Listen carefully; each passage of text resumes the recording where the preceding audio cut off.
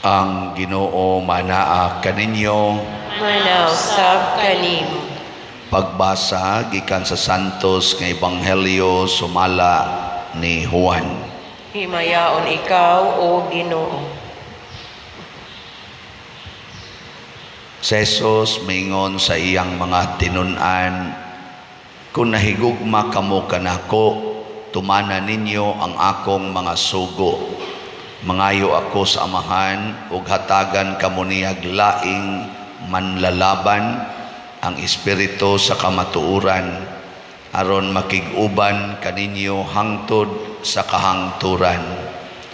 Ang kalibutan dili makadawat kaniya, kay dili man kini makakita ni makaila kaniya. Apan nakaila kamo kaniya, kay nag-uban siya ug nagpuyo diha kaninyo. Dili ko kamo pasagdan nga mag-inusara, mubalik ako. Sa dili madugay ang kalibutan, dili na makakita kanako. Apan makakita kamo kanako, ug kay ako buhi man, mabuhi usab kamo. Inig-abot niadtong adlawa, mahibalo kamo nga ako anaa sa amahan, ug kamo ania kanako. Ingon nga ako anaa usab kaninyo. Ang mudawat sa akong mga sugo ug magtuman niini, mao ang nahigugma kanako. Ang akong amahan mahigugma kaniya nga nahigugma kanako. Ako usab mahigugma kaniya ug magpaila sa akong kaugalingon ngadto kaniya. Ang Ebanghelyo sa Ginoo. Naigon ikaw, O Kristo.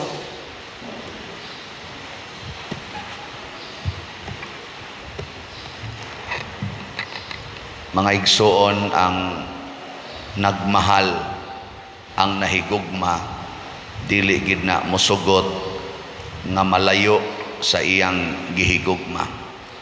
No, musikit gid na. Kamo nahigugma ba mo sa inyong tupad? Nahigugma mo wa? Mailhan na nimo kay musikit man ang nahigugma. Kanang wa mahigugma mo distansya gid na. Sige be, lingi ako na imong tupad na nahigugma ka nako.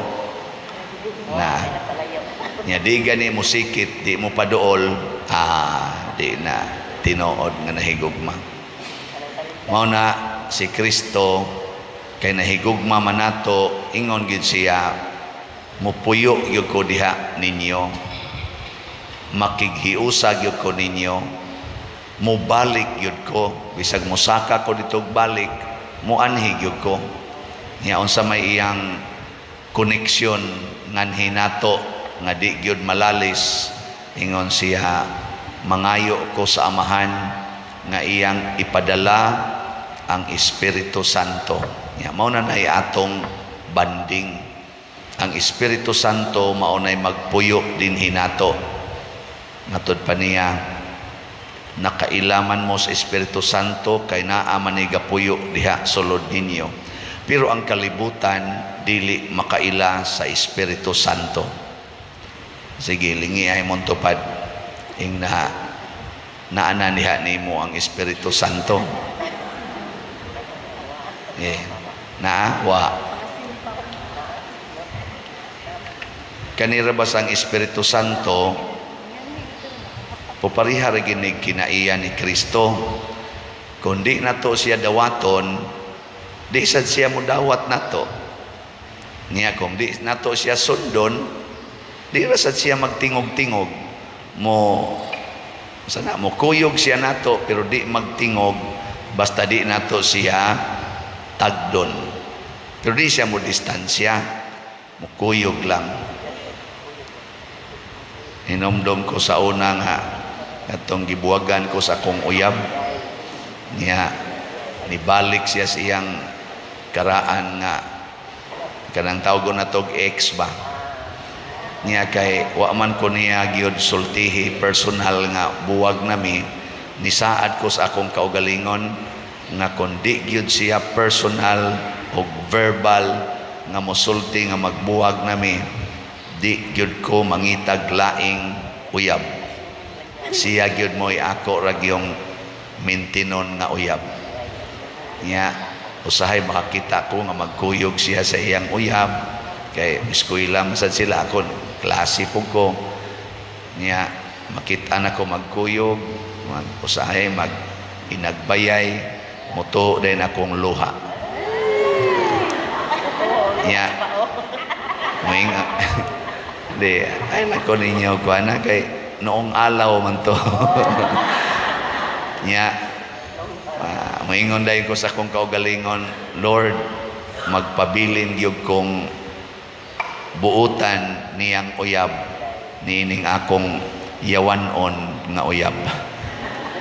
Magpabilin kong buutang uyab niining yawanon kong uyab. I will remain a faithful boyfriend to my unfaithful girlfriend. Niabot yun to mga 6 months. After mga around 6 months, ni balik siya nako. Yeah. To, tuloy ang ligaya. Mao nay kinaiyas Ginoo. Kung ato siyang biyaan, kuyog yapon siya nato, pero di na siya magtingog, di siya mang disturbo sa atong gibuhat. At tingali, maghilak tingali ang Holy Spirit, pero waman sa dahiluha kay Espiritu Santo man.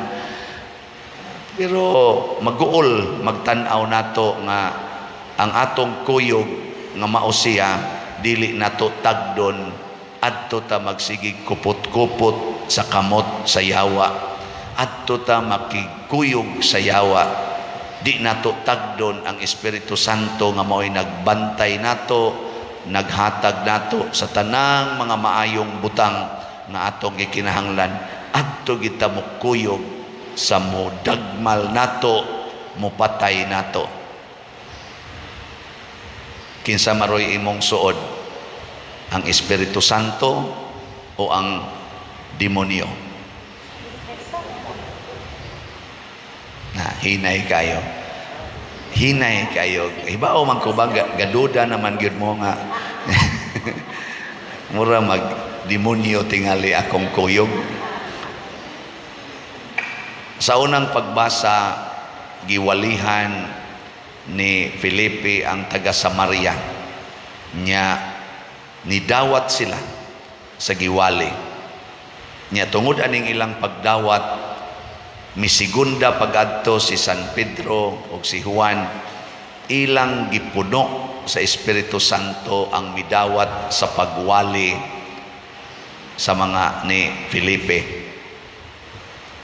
So mahimong kuyog nato ang Espiritu Santo basta mosunod ta sa giwali sa simbahan, sa giwali sa mga pari dinhi sa simbahan. Mosunod ba mo sa akong giwali? Moingon ko ay na mo pakulor anang inyong buhok, mosunod mo dili. Ingon ko ayaw na mo pangiskis anang inyong kilay, mosunod mo dili. Ingon ko ayaw na mo pagsigig paputi anang inyong naong, bisag brown, dawata ang kamatuoran, sunod mo dili. Ingon ko ayaw na mo pagpuyo-puyo, siging tinukhangay way mga kasal, sunod mo dili. Ingon ko ayaw na mo pagsigig parking anang agianan kanang karsada kay haron dili ma disgrasya ang mga motorista, sunod mo dili. Ingon ko ayaw na mo pangural anang inyong mga balay, inyong mga yuta nga mapitos na kaayo ang agianan sa inyong silingan, sunod mo dili.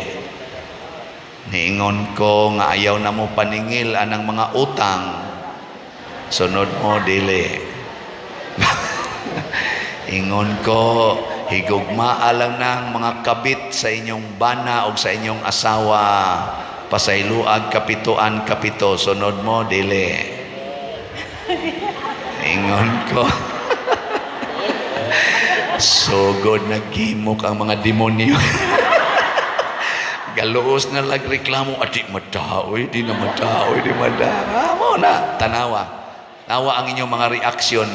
Mahibawan na nimo kisay kuyog nimo kay mutingog man na, mutingog man na. Muingon gani ka nga, di na madaoy, alisod sa na. Ang imong kuyog, ang demonyo. Sige kanina lang, sayon raman kay ni. Niingon ko, pamalit mog slat. Bebe, kana nadaghan kay nangalipay kay namalit magslat. Salamat ha. Ako lang mong i-update kay namalit man mo. So sa atong SBF dag, ang atong halin as of yesterday niabot na og 19,017 ka-slots. Pagpak. Yeah. Niingon ang Holy Spirit paspasi og palit kay naapay 56,983 ka slots nga available. Ibaligya ang inyong mga TV, ang inyong cellphones og ang halin ipalit og slot. Na siya hangyo sa Holy Spirit. Gahapon din ingon ako, Pader, kini bang akong mga alahas na ay cross ba kanang na cross ana mga kana bang na mga sign ba nga kuan pero mga gold siya ako ra ba ning gipublishingan, Pader, pwede rin na akong iprinda na kung sa may purpose. Ingon siya, akong ipalit og slot ang kana prinda nako iprinda ni siya unya di na nako malukat ko sakti lang og di nimo malukat ang Ginoo ray mulukat ana iprinda dayon ipalit day nag-slot ambot iya ba tong gitinuod 14 taon yang pananghid ako pero basin pasad og iya tong gitinuod mabukibaw atong tanawon ang update sa atong kumbinto karon nga gitukod aron ka kita mos update.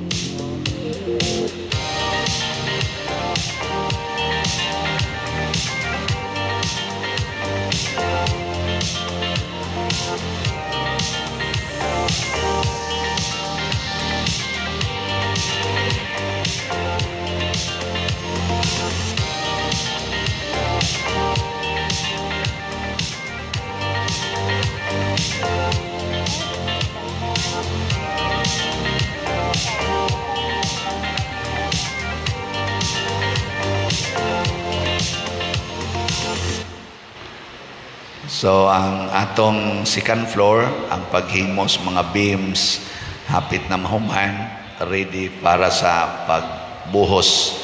So paspas ang ilang pagtrabaho, atong pakpakan ang atong mga contractors. Salamat kayo. Kibaw biya mo kung paspas gani ang trabaho unsa may sunod ana. Paspas ang kolekta. Pero nato sang paspasan og palit kay ato manang project, ato manang pagpalambo sa simbahan, giya man na sa Espiritu Santo aron mas mulambo ang simbahan. Nya karon sad sa atong Flores de Mayo, maligya naman tag slot sugod atong niaging Domingo, unsa tawag sa atong slot? MMPP, Mother Mary's Protective Power, tag 100 per slot. As of yesterday, ang atong halin niabot na og 3,000 ka slots. Pakpak. Unya naapay 10,000 naman ka slots, naapay 7,000 ka slots na available. Kutobra ni sa Mayo 28. So hinaot unta nga inyo sad ni siyang paspasan og palit. Ang ako lang point mga igsoon, kung guided ta sa Holy Spirit, mahimo gitang church-centered, dili self-centered. Dili gani family-centered, kung dili church-centered. Mao na nahitabo sa mga apostoles. Matod pa ni San Pedro sa ikaduhang pagbasa, kinahanglan doon na mo'y limpyo nga kasing-kasing. Niya unsaon man paglimpyo ang kasing-kasing, nga dili ta magsigig huna-huna sa mga butang kalibutanon, kung dili ang butang gyud nga didto sa langit. Ya, musta may mong kasing-kasing ron limpyo. Kay mahimo ganay kang self-centered or family-centered ra, pero dili ka church-centered, hugaw gina imong kasing-kasing. Kusog kay ka mangitag kwarta, kusog kay kang mudiman og kwarta, kusog kay kang mudiman og attention, tanan-tanan demanding kay ka. Pero kung church-centered ka, kusog kay kang manghatag, generous kay kastanan, nya inighimo nimo ani, ighimo nato ani, buan din ta sa Ginoo sa dagko kay mga grasya nga dili na ta ka-imagine, ug anha na diha motubod ang tinuod nga kalipay, mo tinuod nga pagkakontento sa kinabuhi, tinuod nga kabalaan sa kinabuhi. Hinauton ta ato ning masinati, ya kining atong pagbaligya dinig mga slots, kining atong mga projects, naghatag lang ni nato og okasyon aron mahimutang tinuod aktibo og balaan nga sakop sa simbahan.